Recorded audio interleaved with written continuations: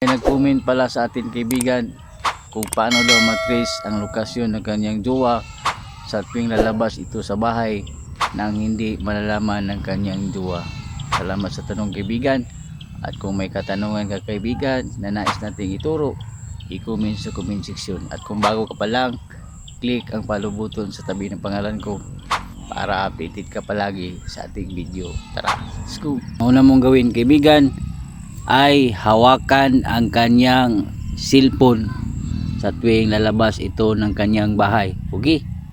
At ang gagawin mo, puntahan mo ang kanyang messenger. At dito sa messenger, halimbawa, ay magsisend tayo ng lokasyon doon sa kabila kong account. Okay? Hanapin mo lang ang iyong account sa messenger ng phone niya. Okay? Yung account mo ang iyong hanapin. At sa iyong account, itap mo lang yung sign na plus. Then, location. Then, allow mo lang. Then, allow while in use. Yan. Then, access location. Then, mag-back ka lang. Then continue, at isend ang current location. Yan kaibigan, kibali doon sa kanyang messenger, ikaw mismo ang nag-send ng lokasyon doon mismo sa iyong account. Okay, sana magkaunawaan tayo. At ngayon, puntahan natin yung account ko. Kunwari, account mo na nag-send tayo. Okay?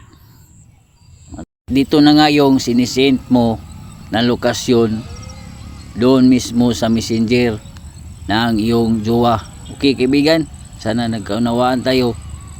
Doon ka mismo mag-send sa messenger ng iyong jowa ng lokasyon doon mismo sa iyong account. At ito na nga yun. Tap na natin. At i-open natin. Then continue. Then get direction. At ito na nga yun kaibigan, magpupuin siya kung saan ang iyong jowa. Yan kaibigan, oh. Yan, magpupuin siya kaibigan.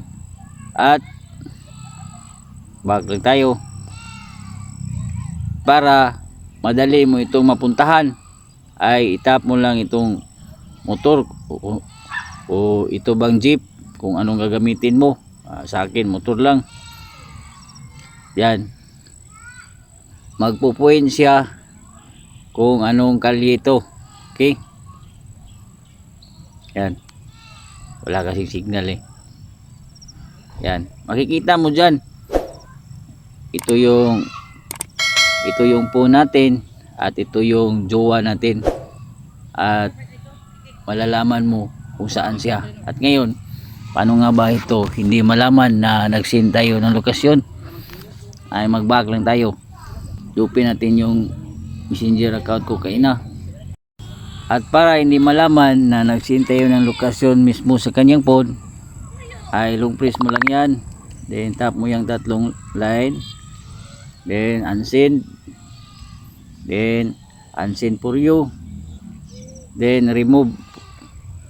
At hindi na niya makikita dito na nag-send tayo ng lokasyon mismo sa kanyang messenger, at hindi talaga niya malalaman ng monitor na pala natin siya o na trace.